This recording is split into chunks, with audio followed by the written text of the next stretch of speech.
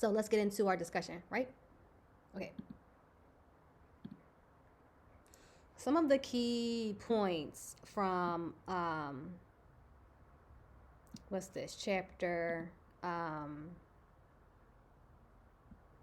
chapter 6, right? Um, let me see. I want to be. I want to be. I want to be here. Yep, I want to be here. The questions I want to start. I want to start with this question. This one. The meanings we have. Yep. Okay. So the meanings we have. Hey, Eureka, welcome. You are right on time for our book discussion. Juice, thank you for putting that Spotify link in the chat. All y'all 21st century technological heads who need an audio book. That's what's up. But that's where it's at too, y'all. Get into it. So, Retro, welcome. How are you? It's great to see you. Also, DJ King Royal, I don't think I asked you how you were because I was deep in reading when you came in. So, how are you? And welcome. Let me know how y'all are feeling today. Let me know what the vibe is. And we're going to get into the discussion right now from chapter 6. Um,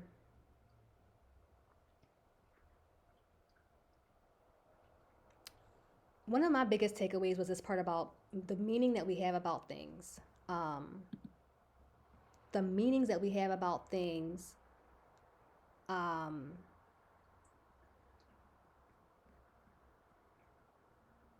are all different. Everyone has a personal meaning about something. And it plays a major role in how we experience life. Like, if you didn't grow up doing a certain thing, like I had a cousin who didn't grow up celebrating his birthday until he was I'm glad you're better now, DJ King Royal. Until he was 13. He lived on West Coast. He came to visit East Coast fam on the same summer that he was turning um, becoming a teenager. He was turning 13. Same summer he was turning 13. And over on this on East Coast fam, we celebrate birthdays every year. So it didn't mean anything to him. It was a regular day for him. So, East Coast fam did the thing. They didn't make a whole big party or nothing like that, but they did have ice cream and cake with candles. And so everybody's like, "Oh, you having a good time? You like your cake? Tiffy B, sister, sister, how you doing, girl? I love you, and I'm so grateful that you're here. How's your day going? You at work? It's Monday. I think you at work. How's work? We just got it. We just started, y'all, our discussion of the Untethered Soul, and but I'm gonna finish this slide, this part, but then I'm gonna go back because I want to give people an opportunity to start to engage in the Padlet while I'm talking about this and giving my perspective as well. I'm glad. Yes, it is almost over. It's almost relaxation, turn up relaxation time. Okay, so let's get into it. Um, that shit didn't mean nothing to him. Power hour. All right. I love how this always aligns with your power hour at work. So let's see. Let's see if we can make this time go super fast for you. Um, but that shit didn't mean anything to him. He was like, yeah, it's cool. I guess like cake tastes fine, whatever. But it didn't have any meaning. Ugh, it didn't mean anything the way that it meant something to us on the East Coast. East Coast fan was like very, you know, excited about birthdays, and it meant something for us to celebrate them. So I just wanted to talk about that, about meaning. Is this, let me see. Let me show you the Padlet real quick though. I skipped that part. I didn't mean to skip that. I always like to give y'all a chance to I always like to give y'all a chance to start to weigh in on the discussion even before, like right when we get started. So my bad about that. My bad about that. If you want to get it, you're going to hit Command Pad 2. That is just the Padlet for part 2. I had to break it down into sections because y'all. So check it. I went to make it a little more organized for us. So the sections are now divided into each separate chapter, right? So this one was chapter 5 we just did the other day. And the questions are in blue. Our responses and our discussions are in white. I didn't like this. I liked it in my head. My bad. Okay, and then of course, like terms to remember. If we read something in that chapter and you're like, oh, I need to like explore that more, we can jot it down here. Someone else may want to learn more about that term too. And so if you write that down, it might help somebody else. Thank you for the lurk. DJ King Royal, I appreciate you. We'll save your seat. So let's get into chapter 6. Here are our questions. What's coming up for you? Hold on a second. Okay. Unsound DP1, I see you. What's coming up for you? I start every discussion like that. You know, what's coming up for you about this thing? What does an open heart versus a closed heart mean to you? How carefully do you pay attention to your internal body signals? So that question is related to the parts where consider the blue Mustang example. How once you were seeing all these other cars and it was like fine, but when the blue Mustang comes through and you think it means something else, meaning you think it means something else, you might your body's going to start to react differently. And my question is, how carefully do you pay attention to that? And next, think of a situation or person that your heart is closed around. All right. I'm not speaking for anybody in here, but I'm sure we all have a situation or a person that our heart feels closed around. Okay. Do you think you could open up to it though? Why or why not? And fam, guess what? Any of these questions, right? If the questions speak to you and you feel like, there's something in this question that I need to explore within myself, right? But you also feel like, but I don't know these people. I don't want to put all of my stuff on this Padlet. I don't know them like that. I feel you. Screenshot the Padlet and then write these questions out and contemplate or journal about them on your own. You know, this is not just like I'm saying you got to do this with me.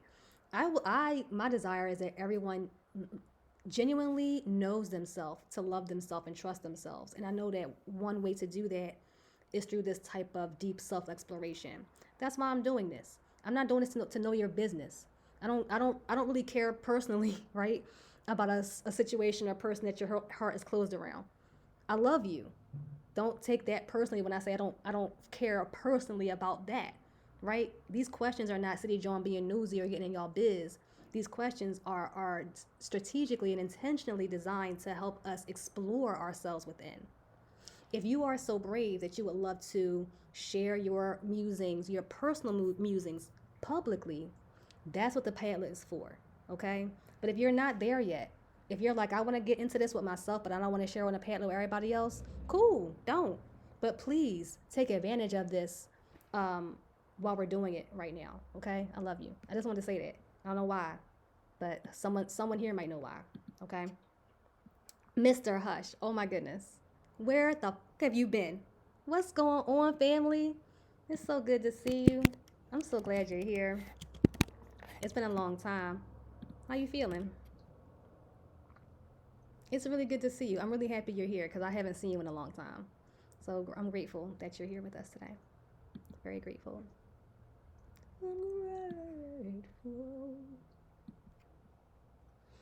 I know how it is. I do. I know how it is to be busy with all the things. So, okay. And don't, wait, y'all, one more thing. Don't forget that we had this Padlet too. This is Pad 1. I did want to just mention this real quick. I'm not going go in depth with this, but we have been doing this work for a long time. So there are more questions These questions are building up from a place, right? So if it's your first time kind of getting into it, and I don't want you to feel like thrown in and like this is like weird stuff and you don't know what's going on. Go back. Can we get a pad one? Can we get a pad one? No doubt, no doubt. Um, that's this one right here. This is the first Padlet. So if you would like to like really get started with the beginning, I think I'm telling a story. I think I'm lying, not on purpose. I'm not lying on purpose. Actually, though, this is not the first Padlet because you see how I say chapter 2. So let me be more clear. Ooh, ooh, City, why you do that? City, why you tell them that? This is the first Padlet. I do not have a command for this. So I'll fix that later. But this really is the beginning of the questions that we've been exploring together, y'all. Not the other one. My fault. So if you would like to really get started with this stuff from the ground level, start with this one, chapter 1, then the chapter 2 one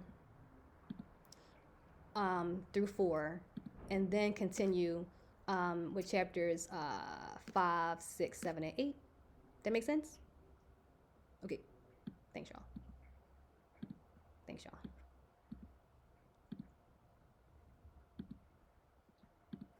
All right, so discussion time. And thank you, Juice, for putting some stuff in there for us.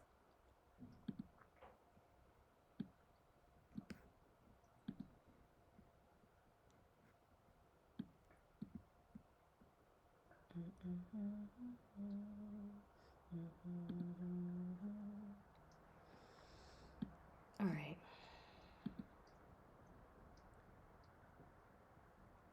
Something else I took away from this, y'all, was the whole idea of things happening to me versus things happening for me. Because here's where I got this. Singer talks about how when you feel this whole idea of a samskara opening up, that you should be happy about that because it's allowing this stuck stored energy that's been stuck for too long to come up so you can release it, right? So that made me wonder, okay, that, or not even wonder, but connect that to how we say the thing about life is, instead of having the perspective of things are happening to me, why is all this shit always happening to me? But maybe it's that things are happening for you to allow you to open up more. What do you think about that? Another key takeaway I got from this: have your experiences, then let them go. Which I is easier said than done, right? We block energy that we don't like to feel, and it gets stuck. All right, and this energetic signature gets recorded in the heart, and the heart is where we attract our experiences from. Do y'all feel what I'm saying with that? The magnetism of the heart is what attracts our experiences to us. You know what I'm saying? So like the quality of love that we have here is important. The quality of open energy flow that we have here is also important. Let's see what Mr. Hush thinks about that. He says it's perspective. We never have 20/20 vision when going through the situation. So language is important. Another question is, do you feel like you could get to a place in your life where you could open up and have a more broad perspective in a situation? Because I just want to get real clear about this and like start busting through some of this stuff. Like we say things like, yeah, hindsight is 20/20. I get it, yes, but are we going to continue to allow ourselves to be trapped with these colloquial phrases and like these it is what it is type things, or are we willing to do some more deep exploration? I agree that it is perspective. My perspective is expanding to think that maybe in the present moment I could do more for myself to keep myself in the present. And in that present moment, if I can handle myself and navigate that present in the best way that allows me to fully process, why do I need to have hindsight in that way to think about, oh, I could have done that better? What do y'all think about that? I feel you there. Things that are difficult need to happen to you to train you for what you need to become, what you want to be. That is another interesting perspective. I hope y'all making that Padlet warm. I think that y'all are saying some really great stuff. And if you are not bashful or shy about these things, add them to the Padlet so other people can read y'all stuff. Because this is some good stuff, especially from the men. Because I love when we get into these discussions with the men, because I feel like overwhelmingly it's like, that's like soft shit. That's female stuff. Whatever. Yes, I use the phrase flip the perspective. I try to gain an understanding of what the other person may be going through when they're at odds with me specifically. Or to understand my children better, I gotta flip the perspective and understand how I was young as well. Absolutely. It does do wonders to put yourself into the shoes of another and use that empathy. Okay. Let me see if I had anything else I wanted to say about this. I think I had some other notes, but I just want to make sure that I think I had some other notes. Things are happening to me. Life is not fair. Oh yeah. What are some, a question I have that I'd like to talk about is, what are some of those life is happening to me things, phrases that we say, traps that we keep ourselves in? Maybe not that you say, not you specifically. That's when I say you in that way, I sometimes mean like the universal you. Like, what are some things that you might like to do? You know what I'm saying? Or what are some things you may have heard people say, like, life is not fair, or it is what it is, or I can't catch a break, or it's always something, or one thing after another. What are some other things that are commonly said or thrown around with our vernacular, right? That reinforce that things are happening to me that I have no control over, how I react, respond, or feel about them. Can y'all think of any more? I'll give you some time to think about that. This is not fair is a common one you used to say all the time. Life is not fair. Do you believe that? You use and say all the time. Do you believe that life is not fair? I'm just asking.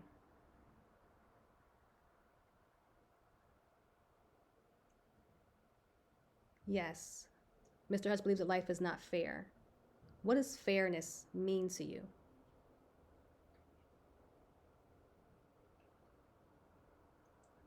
And here's why I'm asking this, family, because going back to what we were talking about a few moments ago about meaning, right? It's Mr. Hutch Seven's belief that life is not fair, right? We have to break down what all this stuff means, right? What does fairness actually mean in order to get to the conclusion that life is not fair? There may be someone else who doesn't have that same belief because it means something different to them.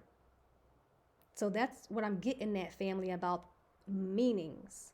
We could all be in this chat having one conversation, but it means something completely different to us because we're having such a different experience internally. And I can get into that in a moment, about the difference in internal experience. I appreciate Mr. Hutch so much for jumping right into the conversation and letting us and sharing one of those thoughts. Life is not fair. To me, what did you say? When you're not rich yet you're making your boss rich. Okay, you feel okay? Yeah, I could see how that could be. This is happening to me. Got to go to work and do this, and I'm contributing to. Okay, I get it. So fair is impartial and just without favoritism or discrimination. But we know as a people we have not been treated as fair. Okay. Okay. Okay. I'm just gonna let that breathe for a moment.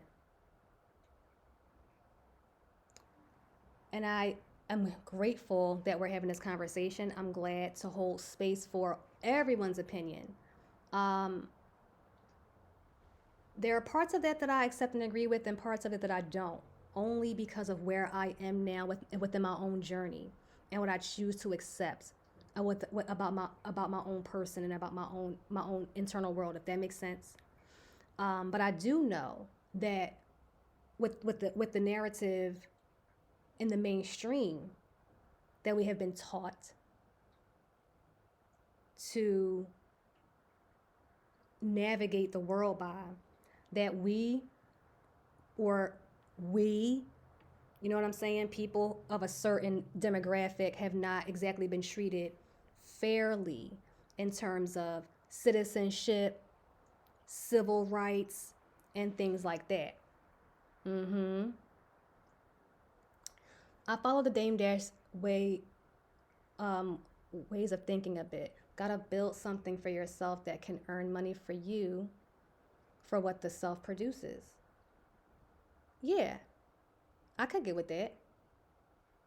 Is that related to Oh, I missed one. I can understand that not everyone can be the boss, but it is important to be the boss in something. Okay. Yeah.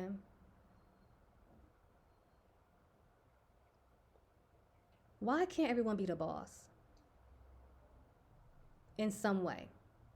Okay, so that's a different question. Um, in terms of things happening for me, right?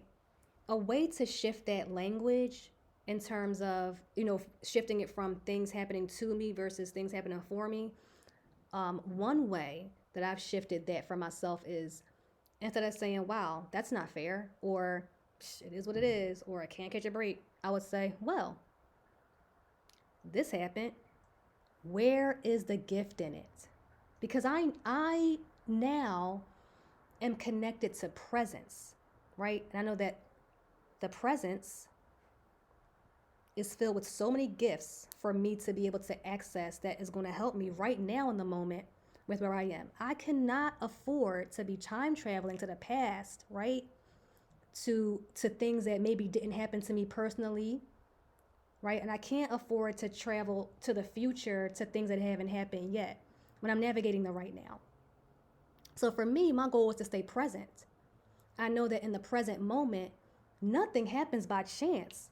Everything's happening for me. So if something's happening in a moment that makes me feel a little tense or uncomfortable, I used to get really closed up about that, right? But now I'm evolving to a place where I can say, okay, this happened. What's in this for me?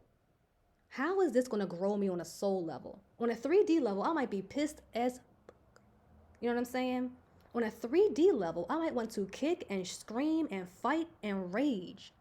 But on a soul level, how is this evolving me? What did it protect me from? What did it open up within me? What do I have more time to do in my life now that this person decided they don't want to fuck with me no more? You know what I'm saying? Can you think of any more, any more ways to shift that? Let me read. Let me catch back up on Shizette and see what I missed. Um, Dame Dash. I read Dame Dash.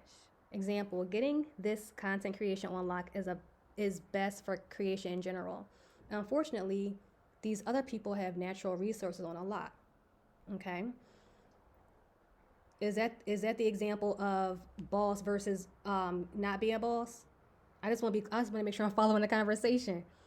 Um, Mr. Hush 7, was that response about content creation and natural resources in response to um, people being boss versus not being a boss?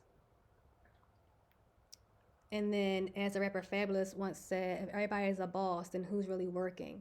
I think meetings are very important when we start talking about things like this, because it's like, yeah, but like, what work are we talking about? And like, um, and like, who is the judge of that work? I would have to ask Fab some questions about that. Or is my existence meant to either be a worker for myself or a worker for someone else, and that's the only thing that I'm supposed to hinge my existence upon? And also, another question I might have is to ask, then do bosses don't work? If everybody is a boss, then who's really working? Does that mean the boss doesn't work? How did they get to be the boss? The Matrix had me because they didn't want that part to be said. The Matrix had me because they did not want that part to be said. I promise you, that part got glitched out because they did not want me to say that part out loud. Okay, but I'm just wondering. You know what I'm saying? Like, um, if everyone's a boss, then who's really working? One question I have from that is, so does that mean that bosses don't work?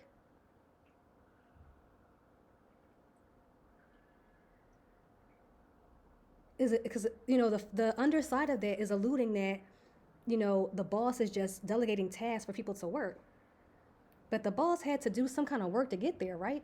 That's how they got to be the boss, right? Or no? Did they steal their way to be the boss and did no work at all? What's happening? Just a question I'm asking, you know? Um, okay. Most people don't want to lead though. Wait, I'm missing some. Okay, who's really working? Sometimes you need others to work with you or for you. If that doesn't happen, your personal world does not move the way you want to. I agree, Mr. Hush 7, that there are times that you need people to work with you, um, and for you, in conjunction with you, or maybe in support of you. And I think everyone needs that. Yeah, I agree with that wholeheartedly. I'm losing chat though. I gotta scroll back up.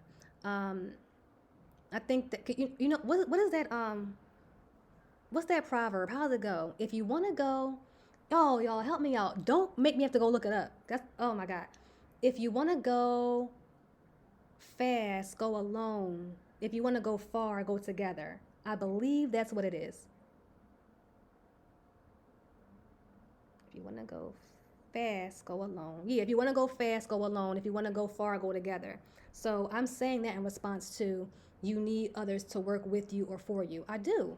We all this other shit aside, we come from that.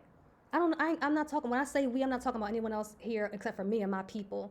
And just because people might share a hue, don't mean we come from the same people. Let's realize that.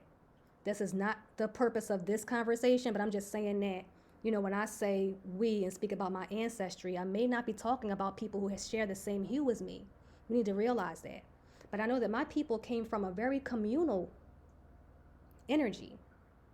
It wasn't so much capitalistic in the way that it is like, you work for me, I'm the boss, I get paid, and you get paid, but not as much as me, I'm the boss. It wasn't like that. Yes, there were chiefs. Yeah, there was an order of things, but it wasn't this way that the structure, this game that we're playing right now, it wasn't like that. Where did this come from?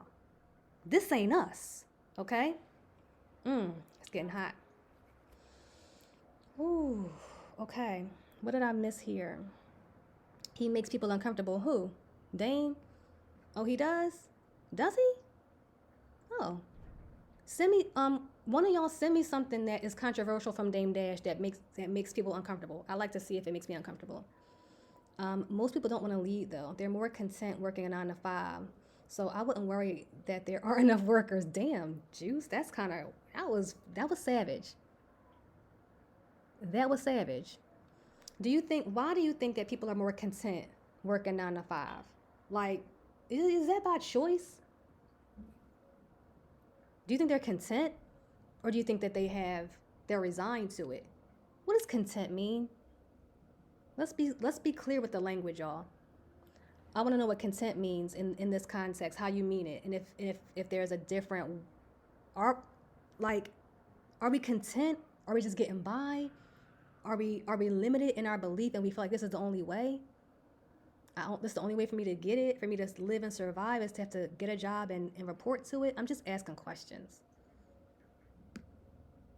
Bosses do work. They just work differently. They do. Bosses do work differently. There's a completely different mindset. There's a completely different mindset when it comes to being a boss, quote unquote. Okay. Supervisor, manager, or whatever, whoever, whatever, however you want to term it.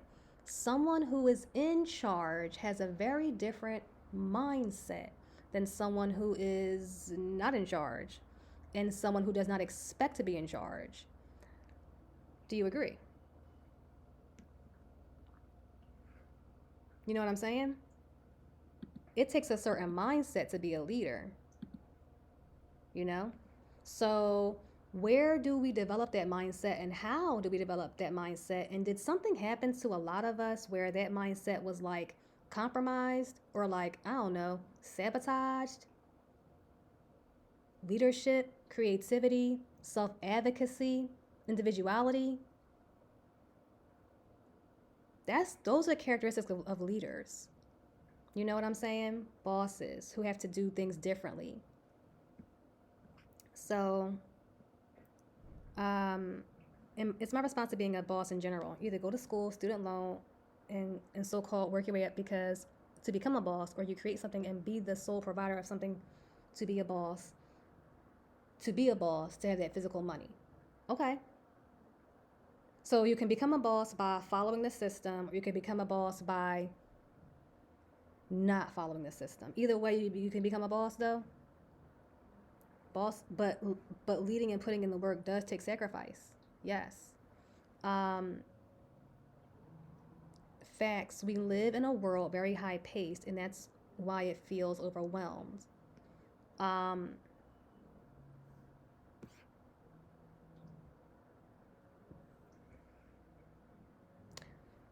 I think my question from there is, but do we have to? Like, hold on. You know, the librarian don't have the books too far away, y'all. Stand by.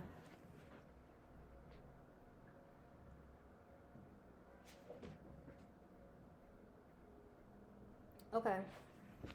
This one I'm also currently reading. This joint crazy. I promise I'm not reading this to y'all. Don't run. Don't get afraid. I'm reading this one right now. This one is called The Myth of Normal. Okay. The myth. Can I get it? Can I get it straight? Woo. Okay. The Myth of Normal. I'm not going to talk too much about this text here, only to say that me and my friends reading it together, and one of them was just like, I don't like the way that the author will start to talk about one thing, and he'll say, I'm not using this word in the context that we usually use it in. I'm using it to mean this, right? And he kept saying it over and over how much he didn't like that.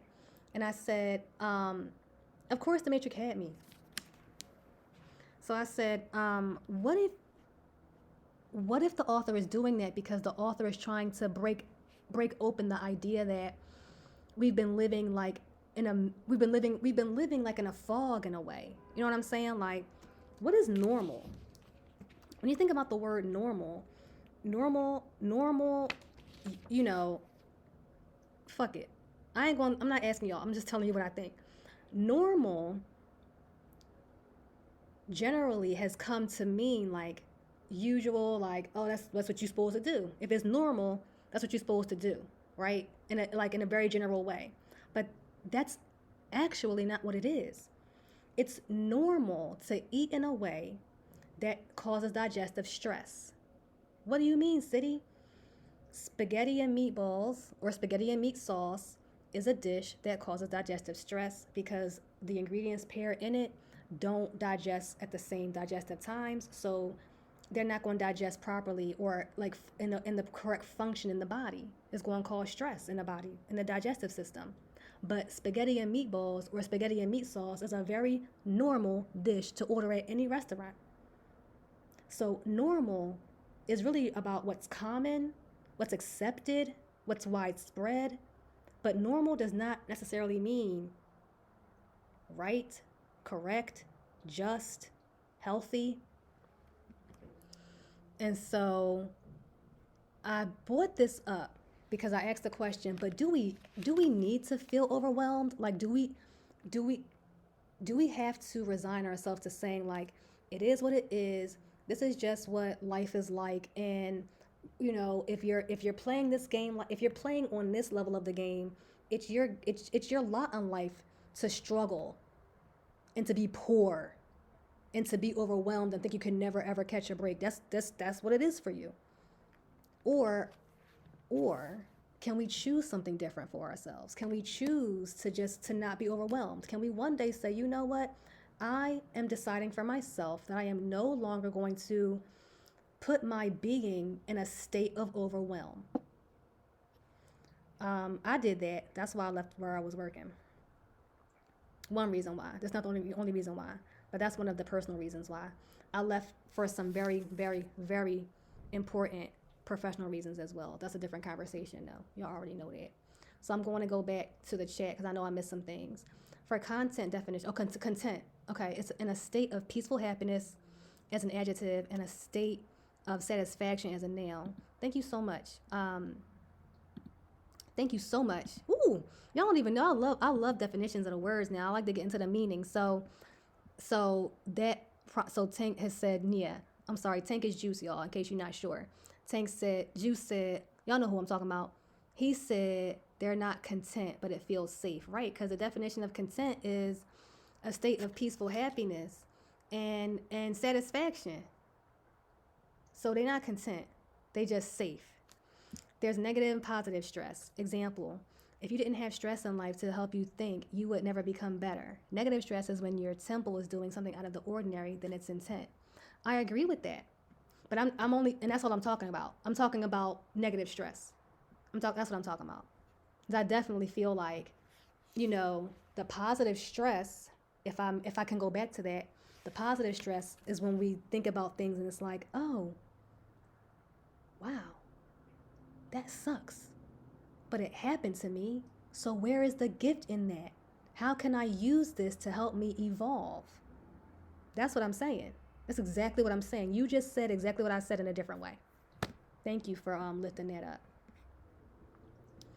So I'm gonna put that down. Let me see. I agree with that wholeheartedly. Do we have any? I want to add this because it doesn't stop there. That whole part of okay, it's not happening to me, it's happening for me. It doesn't stop at for me. The evolution of life isn't happening to me and punishing me. It's happening for me and growing me. After we embody that energy for some time and continue to evolve in that energy, we will have an opportunity to then embody the state of life is happening through me. The connections I have with people allow me to enrich their lives and vice versa. We're in this beautiful relationship of giving and receiving love, abundance, resources. Life is happening through me. You know what I mean? That's the evolution of that. This text that we're reading together, the Untethered Soul, is inviting us to take steps toward that evolution. It's a choice though.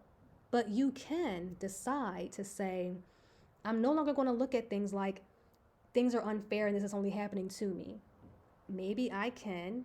And you don't have to like commit and marry it today, but you could just say, maybe I can consider how maybe some things are happening for me to grow me on a soul level. In the world we live in, negative stress will happen, unfortunately. It's how we deal with the stress that's key. I mean, things happen.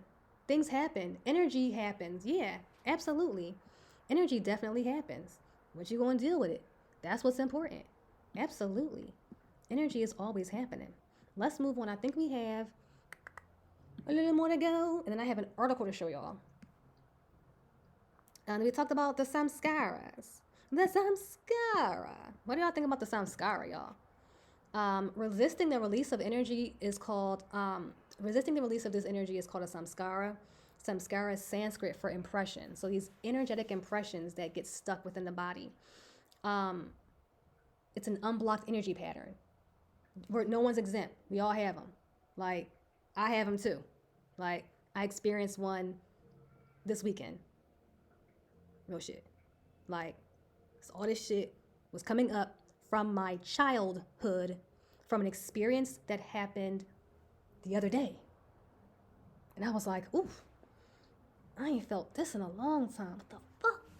Ugh. And then I almost started to close up, and then I realized, oh my goodness, I'm being given an opportunity to release this stuff that I've been carrying since elementary school. Real shit. I'm still actively going through the process. That part, it was so interesting. Go ahead, Juice. Thank you so much for the Be Right Back. The part that Singer said about how first the event or the energy tries to process itself through you, through the mind, and that's why you keep incessantly thinking about it over and over again, and then it tries to process through the heart, and you're going to feel some emotion. That's actively what I'm experiencing right now. Like, I experienced that it continued to like run through my mind, and I was like, oh, I'm trying to process it, because at first, you know how he says like, we think that we've dealt with the emotional disturbance because we ignore it, or we're not, like, we push it to the side, but that's not dealing with it. That's just like pushing it to the side. So when a thing happened to me this weekend, you know, when I experienced this thing that happened, I was like, oh, it doesn't bother me. I'm cool. Like, there's no sweat off my back, right? So I was going to just let it go and ignore it. But then it kept coming back into my mind. That's an indication that actually I'm not as over it as I thought I was. And this energy is continuing to circle around itself within me because I have not allowed it to process. I have to release it. You know what I'm saying? So, like I said, I'm actively releasing it, but I'm noticing that I'm not having the thoughts come up as much in my mind. I am more so feeling an energetic sensation in my chest every now and then. I am. So I am actively working through that. Let's see. Samskara is a good concept on how to live life. I don't know the full details to speak on it fully, but I gain the perspective you're conveying to me right now. Thanks, Mr. Hush. Let me tell you something, Mr. Hush, and everyone who's listening. When please don't underestimate the power of your internal energy and your energetic signature and how it is in connection with everything around us. I say that because when we start to do these kinds of like deep spiritual explorations, and it hits us in a way, like it warms us or it like triggers or sparks something in us. Usually in our 3D life after that, we're going to experience something that puts us to the test of what we have learned, or, you know, this new information or this new thing that we're thinking about. Usually something's going to happen in a 3D reality that puts us to a test in that way. And in the 3D reality, a lot of times when those things happen, it's irritating. You know what I mean? Like, this thing, you know, that happened could have been like a more tense thing. You know what I'm saying? It could have been like a more like, I could have gotten defensive. I could have postured in a different way and like started an argument. You know what I'm saying? I was put to the test, and I handled myself a lot differently, and I realized that, oh, now that I've been learning about samskara and reading about it, writing about it, really exploring it, I'm being given opportunities over and over again to release them. Now, it's not just happening because I'm aware of it. The truth is that these things are happening to us all the time. For me, it was easier for me to really like do it, you know, like it was easier for me to really like consider, like, what if I stay open once I became aware, you know, or not what if I stay open, but what if I like don't resist, like what if I just keep letting it come out. Like he said, it's like a flower. When a samskara gets hit, it's a flower that opens up and starts to release all the energy, and because it was stored with pain, it's going to release with pain. That's why I felt that physical pain in the body. You know what I'm saying? That's why So, did I have anything to say here? Yeah. The body keeps the score. Again, I know I keep talking about that, but really, really helps to drive that home. Again, it's more like a textbook. I ain't gonna hold you. It's going crazy. It's kind of dense. But if you can get into that, let me know. And if you would like to meet, I'm not going to read this to y'all either because I'm not reading textbooks on stream. That's crazy. But it's not like a real textbook. It's not like a textbook, but it does get textbooky. And also, lots of triggering things in that text. I should say that too. It could be triggering depending on your experiences. Like, he doesn't say, like, trigger warning and start to talk about some traumatic shit. He just says, "And my one client," and then goes in. And it's like, oh my, so be careful with that one if you get into it. But the other thing I want to say is this is related to what I mean when I say, and if you've been around for a long time, you've heard me say this probably 5 times at least. Anything happening to you physically has already been happening to you mentally, spiritually, and emotionally. And that's not my line. Shout out to Orisha Oshun from Surviving Vegan Academy, who taught me that.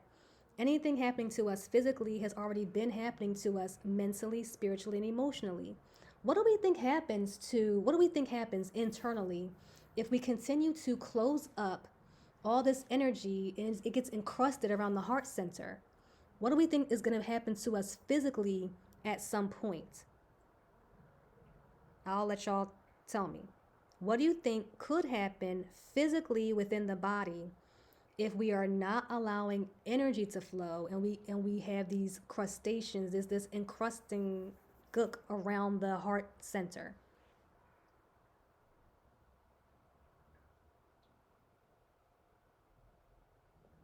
Juice is back.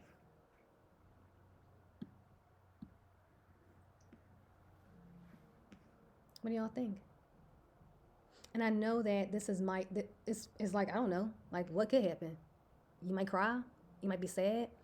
You might experience constrictions in that area. You know what I'm saying? You ever heard those stories of when someone's in love with they mind with their spouse or whatever, and then they their spouse or longtime partner passes away, and then soon after that person also dies of a broken heart, they say. You know, anything happening to us physically has already been happening to us on a mental, spiritual, and emotional level. Mental, spiritual, and emotional levels are just energy. That's all that is. That's just describing energy.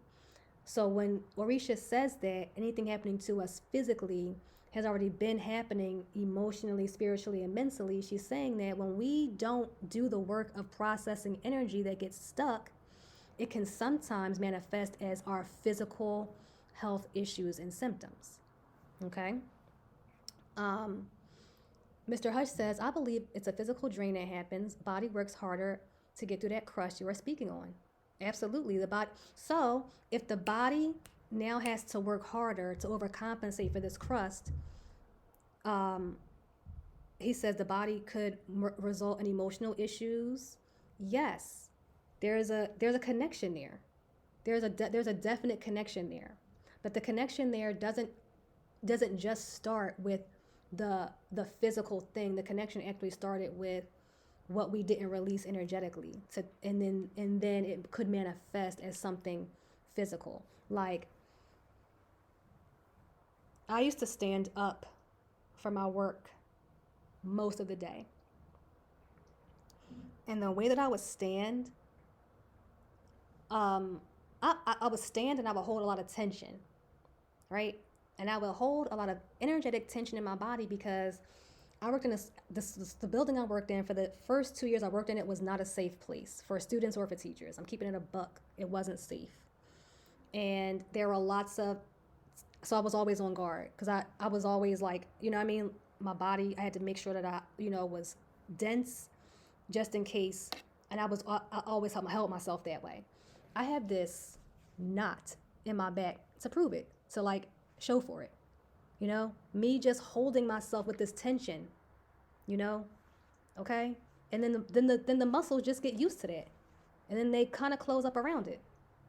Mm. I'm massaging it now. Oh my God. Let's see. Mm. So you know how, oh yeah. So you know how like sometimes you massage and it's like, ooh, like it hurts so bad, but it hurts so good. Oh yeah. Ooh, baby. You get what I'm saying though? And that was all real. Like that. I haven't touched it in a long time. But that's where that comes from. It can manifest as that physical pain. Something that really helps me to release this on a physical and energetic level is yoga and qigong. Yoga and qigong are yoga and qigong aren't just for like get the physical body, but they do use the physical body with the breath and mind body awareness to stay connected and to release energy. So yeah, Mr. Hush, like that shit is crazy, and yes, I need juice. Like, how much you charge? Because this is wild. I used to go to acupuncture for this spot. I used to go to acupuncture for this spot when I still was working in the schools. And I will say that the acupuncture really did help. It was very I had got a lot of relief, but the it leaves the muscle in a state of like kind of weakness, like needing to recover. So it was kind of fucking with my workout routine, cause I like to at that time I had a different workout routine. I was working out more than 2 days a week. I was like cardio, I'm doing dance, I'm doing all this stuff, and I couldn't do that while the muscles were recovering in my back. So I stopped going to acupuncture. Maybe I should go back. Has anyone else here ever tried acupuncture? It's pretty neat. But that happens. That blocked energy. Am I there? Did I switch screens just now, y'all? Yeah. Okay. Yeah. That blocked energy gets hardened within us, and we have to release it. So there's our discussion. Those the discussion questions that are on the Padlet. I'm about to show the Padlet now, so we can see what y'all said. What's coming up for you? What is it? What does an open heart versus a closed heart mean to you? Remember, we all have different meanings. Okay, so it could and should and might mean something different to all of us, and that's okay. That's great. How carefully do you pay attention to your internal body signals? So I can say, um, yeah, I will go back. I will go back eventually. I'll say, so how carefully do you pay attention to your internal body signals? The version of myself that I was, right? When I told y'all about when I would stand a certain way as a teacher in schools, and that version of City John, excuse me, did not pay attention to her internal body signals unless it was triple H: hungry, horny, headache. Okay? Triple H: horny, hungry, headache. What I mean when I say triple H, hungry, horny, headache, is that I would only pay attention to my body signals when it would give me a signal of desire, when it gave me a signal that I needed to do some kind of maintenance, or when it told me that I was in pain. Hunger is maintenance, desire is horniness, and it could be any kind of desire, it could be any kind of maintenance. Maintenance could be my scalp starts itching, gotta scratch it. So I'm paying attention to those signals, but that's an external signal, that itch, kind of internal, but not really. You know what I'm saying? So desire, maintenance, and pain. That's the headache part. So those are the only time that version of myself only paid attention to my internal body signals if it was a signal of desire, maintenance, or pain. But other signals that were happening in my body, and trust, they're happening all the time. Like right now, I feel this like pulsating in my solar plexus, right? It feels good. It feels like it feels like that right now, right here.